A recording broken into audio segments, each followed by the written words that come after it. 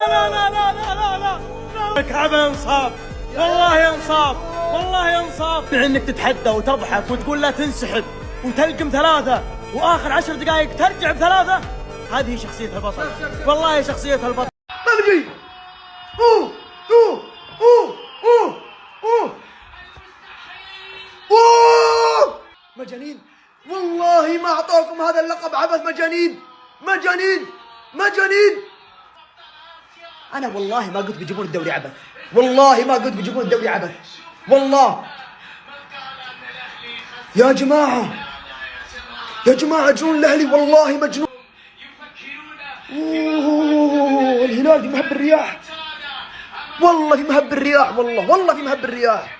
عنوان القمة: مدرب جبان ومدرب شجاع، مدرب قتل شخصية البطل ومدرب خلق شخصية بطل. الهلال يدافع 90 دقيقة، كنا حنسكت لو خرجت فايز، لكن تدافع 90 دقيقة وانت فايز 3-0 والفريق اللي قدامك يرجع في النتيجة. ما اتوقع تاريخيا في فريق رجع قدام الهلال بعد 3-0. ماني حافظ التاريخ لكن انا اراهن انه ما حد رجع قدام الهلال. كلمة لإدارة الهلال: هل يرضيكم انه يكون بديل مالكم محمد القحطاني؟ بديل نونيز الحمدان؟ بديل نيفيز يوسف؟ هارد لك يا هلاليين، لانه ما عمري اتوقع اني كنت اتخيل حتى انه الهلال بعد ما يكون متقدم 3-0 يتعادل. مبروك لكم للاهلي، تعادل بطعم الفوز. كلمة لمدرج الاهلي: رائعين. كلمة لمدرج الهلال: ما قصرتوا. انا ابغى افهم حاجة واحدة بس، وش صار؟ شوط اول انت اخذت المباراة طول بعرض، انهيتها ب3-0، خصمك داخل الشوط الثاني ونسبة انه بيرجع بالمباراة 5%. ليش الجبن هذا؟ اقسم بالله جبان، باع المباراة من بدري. والله خلص الكلام، ما عاد ادري وش اقول، اقسم بالله ما عاد ادري وش اقول. شوط اول اخذت طول بعرض، اخفيت يايس لو اخفيت خصمك، كنت ماشي صح. لين التبديلات اللي ما ادري وش تبي، ما ادري وش تبي. انخبصنا من خروج ما لكم احنا مختبصين. بعدين فجأة فرغ الفريق، قام يطلعهم واحد ورا الثاني، وهذا الناتج امامكم. وايضا اللعيبه اللي كانوا في الملعب انا ما ابغى، قاعدين يتسحبون برود يذبح، وكانهم خلاص ضمنوا ال3 نقاط وانتهت المباراه. هارد لك، ما ادري مبروك، والله ما ادري اللي تبون. حبيبي ايش اللي صار؟ ايش اللي صار يا اهلي؟ يا جماعه مباراه للتاريخ. الدقيقه ما ادري كم، 75 من 76، 3-0 للهلال. فجاه دقيقه 90 3-3. مباراه للتاريخ. شكرا للفريقين الهلال والنادي الاهلي، ما قصروا بكل امانه. وش الشخصيه، وش الروح، وش القتال. والله شكرا للنادي الاهلي، والله شكرا. هو اللي عطى مباراة طعم. لو نادي ثاني 3-0 خلاص انتهت، لكن النادي الاهلي صمل اخر دقيقة. الدقيقة 85 3-1، دقيقة 90 3-2، دقيقة 91 3-3. شيء مو طبيعي، شيء مو طبيعي. شكرا للنادي الاهلي. طبعا النادي الاهلي يا جماعة المباراة اللي راحت في اسيا كان خسران 2-0 الشوط الاول، الشوط الثاني فاز ب4، واليوم قدام الهلال تعادل 3-3 من 3-0. شيء تاريخي للنادي الاهلي. مبروك للاهلاويه، اهلاويه هذا الفريق اللي له شخصيه بصراحه وعندهم الروح للقتال اي مباراه. شكرا للنادي الاهلي على هذه المباراه الكبيره، وبهذه الروح الاهلي باذن الله انا اتوقع بيسوي شيء هالموسم في اي بطوله خارجيه ولا محليه، بنشوف فريق قوي هالموسم هذا. شكرا للنادي الاهلي. شلون كذا فجأة بغت تنزل علينا العن ريمونتادا، جعل تنزل في رجلك الغرغرينة يا انزاقي. والله ما عندي شك انه مدرب كبير، ولكن قسما بآيات الله انه اهدى التعادل للاهلي. تطلع روبن نيفيز، تطلع ثيو، وسالم السيء مستمر في مباراة قمة، وحنا نحتاج نسجل. تدخل القحطاني تنزله. انا معك ان الدكة عندك ما تساعد وان الامور كلها ضدك، ولكن انت كنت ماسك المباراة بالطول وبالعرض بسبب حرصك الزايد وخوفك الزايد وبسبب تبديلاتك الكارثية. قلت تفضل الاهلي. قسما بالله لو زايد الدقائق تنقلب على رؤوسنا. قسما بالله انك كنت شايلنا على كتوفك في المباراة ذي. قسما بالله من يوم طلع يا جماعة الخير مالكم، وحنا يعني يوم تنظر في الدكة اصلا من في الدكة ما في احد في الدكة، ومالكم يصاب ويطلع جي. بس حتى لو المدرب ادار المباراة صح قسما بالله ما يتعادل الاهلي. والله انه تعادل بطعم الهزيمة، ما ادري شو اقول صراحة. يا شيخ اشكر امكم الاثنين تعادلوا، ايوه كذا اخسروا نقاط الاثنين مع بعض. ايوه يا سلام، بكره الاتحاد يفوز نفرق عنهم ب5 نقاط. لكن دحين نتكلم عن المباراه المجنونه هذه. ايش الشوط الاول المرعب من الهلال الين الدقيقه تقريبا 70. ليش يا انزاقي خرجت اللاعبين؟ ما شاء الله الجار ثاني مباراه على التوالي يفعل شخصيه البطل ويرجع في مباراه صعبه. بالامانه العارضه كانت مع الاهلي، حرمت الهلال من 3 أهداف متوقع. بس اشكركم الاثنين على استنزاف النقاط. ايوه استمروا كذا. الهلال ترتيب السابع، ما فاز الا امام الرياض وتعادل تعادلين، باقي ما قابل النصر ولا الاتحاد ولا الشباب ولا نيوم. يعني لو يخسر الجولات الجايه ويتعادل حنقول له حتلبط اليلو نفس الصاعد.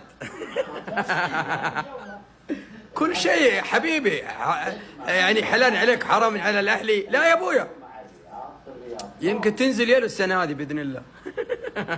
ترى كانت 3-0 يعني دخل الانمي اللي انا احذر منه، دخل الانمي طق طق طق طق صارت.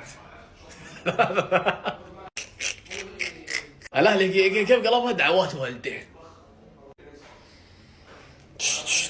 يجنني اول هذا. الحمد لله دخل دقيقة 61 دخل طاح توني محني شعره. يا ساتر الحمد لله افتكينا. دائما نسمع مقولة يوم لك ويوم عليك، هذه قاعدة حياتية ثابتة للأبد، بس اللي شفناه اليوم شوط لك وشوط عليك. مبروك لكم الاثنين وهارد لكم الاثنين، لأنه كل واحد لعب شوط وسجل في الشوط 3 أهداف. يا إسلا أنا ماني عارف أنت لما شفت وجهك في التيفو انبهرت كذا ويلا يا شباب هجوم ساحق لعيون التيفو. ليه إيبانيز محور 8 من بداية المباراة. ليه إنزاجي تعرف ايش قال أيوة كده دلعني متكين ورا ومالكم ثيو نونيز الحقني يلا. وهذا طبق في الشوط الثاني، يعني خارج من الشوط الاول فايز 3-0. ليش 8 دفاع؟ ليه؟ كمل العب زي ما انت عادي. الاهلي حيهاجم زياده، انت حتلعب مرتدات حتسجل اكثر. قبل لا نكمل الاضافه الزايد اضغط الزايد الله يزيد دخولك المؤثر في المواقف الصعبه.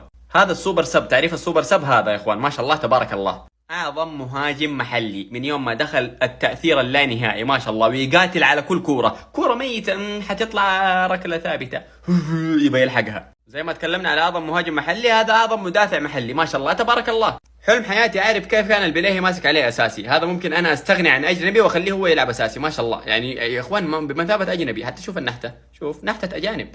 ها يا جيران كيف ولدنا معاكم؟ ان شاء الله انه مو مقصر يعني ويسمع الكلام.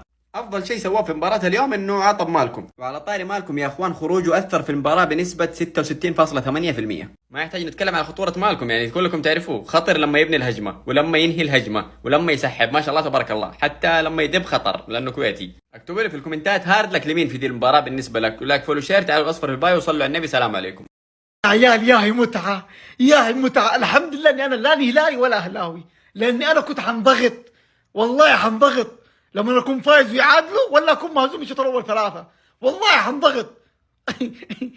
بعيد عن جنون المباراة وعن الاحداث اللي ما حد كان متوقعها اصلا الا واحد عندي في البرنامج الاصفر ما انت ضايفني. واحد توقع قال مباراة 3-3 وحتكون مباراة حماسية جدا. على مدى متابعتي لكرة القدم انا اول مرة اشوف الهلال يغير اسلوب لعبه. انزاجي قدر يغير اسلوب الهلال ويلعب على المرتدات، يخليك انت خذ الكورة العب بالكورة. الشوط الاول الاهلي كله ماسك الكورة بس هو يضربك خلاص، قدم في هجمة ضربك ورجع، قدم في هجمة ضربك ورجع. لكن في اغلاط عندك، تبديلاتك يا حبيبي سلم لي. ومن هنا تغير شكل المباراة، من هنا تغير، من يوم ما طلع مالكم تغير شكل الهلال وتغير شكل المباراة وتغير كل حاجة. مالكم هذا داشر في الملعب يا اخي، يتعبك من اي هجمة ممكن يطلع لك تلقاه موجود جنب الحارس ويسجل هدف.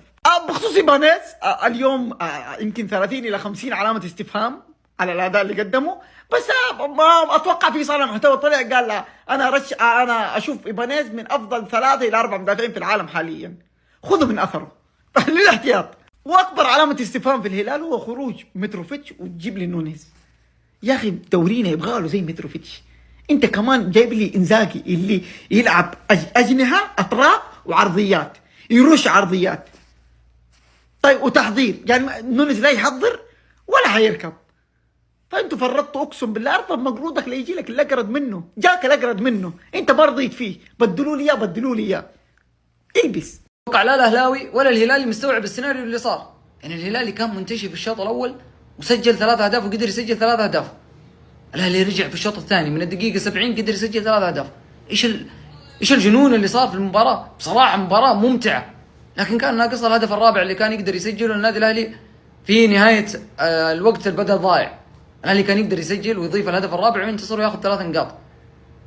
ايوه يا شيخ تعادلوا ايوه بكم تتعادلون، انا ابيكم تتعادلون والاتحاد بكره يفوز وينفرد في الصداره يا ابويا، ويكون الفارق 5 نقاط يا ابويا. تخيلوا اليوم مباراه مجنونه، مباراه اسطوريه، مباراه جدا قويه وجباره بين الطرفين. الهلال من الدقيقه 70 3-0، الدقيقه 75 بدا الاكشن من 75 الى 90 3-3. القم يا هلال، القم يا ابويا، القم. الغلطه من مدربكم انزاجي، ليش يطلع مالكم؟ ليش يطلع سفش؟ ليش يطلع التشكيله كلها وانتم عارفين ان عندكم في الاحتياط حتى ما عندكم ربع الهجوم، يا ابويا. انزاجي ارتكب غلط شباب، ارتكب غلط. تخيل ان مالكم جايب هدفين وصنع هدف، تخيلوا يا شباب، وفيو هرنانديز جايب هدف يا شباب. خساره اليوم الهلال بالتعادل يا شباب هو السبب مدرب انزاجي. جمهور الهلال يا مدرب انزاجي ما بيخلوك بحالك، هارت لك للهلال وهارت لك للاهلي. كانت مباراة جدا مجنونة واستمتعنا، بس بكره يفوز الاتحاد صدارة بس. ايوه صدارة بس.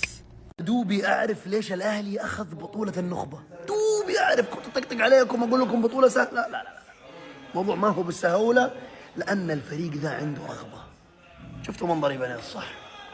هذا منظر لاعب اخذ نقطة من مباراة بس، ولكن كان مستعد يموت في الملعب عشان الفريق ما يخسر، مع انه اخطأ في المباراة وهو عارف انه ممكن في جزء من الملامة يتخط عليه في الهدف الثاني، ولكن الاهلي رجع ووقف على حيله وعادل في وقت ضيق بلقطة لقطتين. ما ترجع كذا الا وانت عندك شخصية بطل، والشخصية دي تخوف.